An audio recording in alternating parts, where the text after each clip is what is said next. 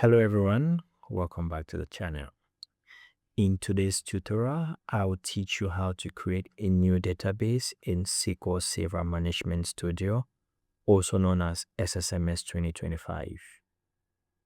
If you are just starting your journey in SQL Server, database administration or data analysis, this is one of the first skills you have to learn. By the end of this video, you will know how to create a new database using both the graphical interface and the SQL command.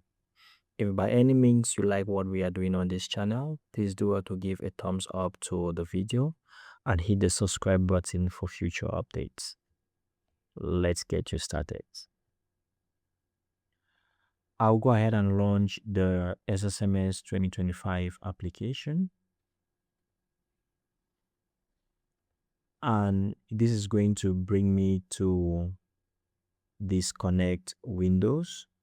If you are using SSMS for the very first time, do well to indicate in the comment section, and I'm going to do a separate video on how to maneuver the settings for the first time.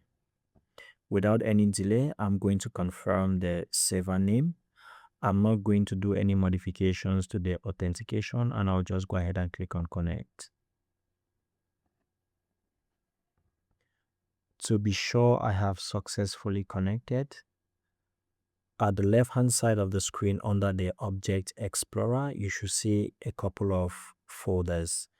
And for the purpose of this video, our focus is going to be based on the databases folder.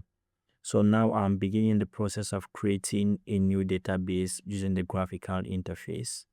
I'm going to right click on the databases folder and I'll click on database.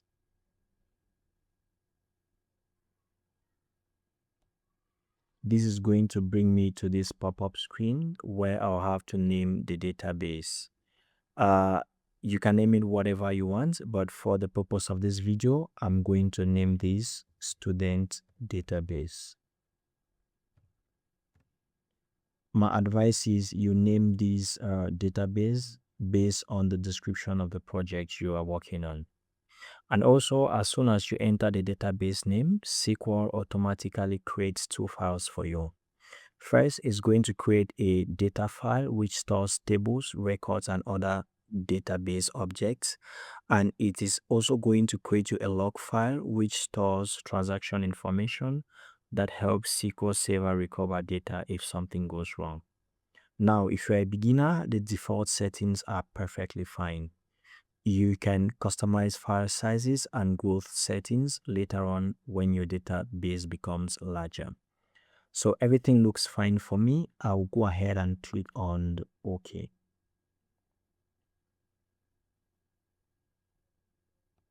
Now, once you do that, SSMS almost instantly create the new database for you. Now, congratulations, you have successfully created a new database with the graphical interface. To be sure our database has been successfully created, we are going to click on this little plus sign, and here we should see our new database, which is the student database. Now, if by some means you cannot find this, just right click on the databases folder and you hit on the refresh button, and that should be fixed. Next, we are going to learn how to create a database using the SQL command. So at the top of my screen, I'm going to hit the new query. So once this interface pops up, I'm going to type in the following command. Now we'll say create database, and I'm going to name the database. So the database name for the graphical interface was students database. I'm just going to maintain the same name, but I'm going to add a B at the end. So the new name will be students database, and then I'm going to add an extra B. I'll highlight all of these and I'm going to execute the command. Now, to be sure that the database has been created, you should see this message which says commands completed successfully. This means that our database has been successfully created.